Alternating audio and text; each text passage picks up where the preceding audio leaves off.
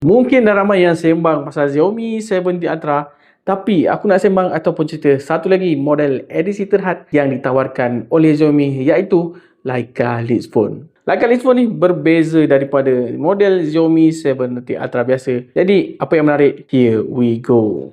Kalau dari segi spesifikasi, Leica Lead Phone ni kongsi spek yang sama macam Xiaomi 7T Ultra, guna skrin rata AMOLED M10, chip Snapdragon 8 Gen 5, bateri 6000 mAh dan juga 3 kamera belakang. Tapi apa yang membezakan Leica Lead Phone ni dengan model biasa? Dia datang dengan rekaan eksklusif yang diinspirasikan dari Leica M series dan ada juga beberapa ciri tambahan yang menarik. Selain tu, logo Leica yang digunakan pun warna merah, bukan warna putih macam dekat model biasa. Tapi apa yang paling menarik, Leica Lead Phone ni siap datang dengan Leica Camera Ring yang korang boleh guna untuk kawal zoom ataupun ubah focal length secara manual. Apa lagi special? Dia ada filter Leica M3 dan Leica M9 untuk bagi experience macam kamera sebenar.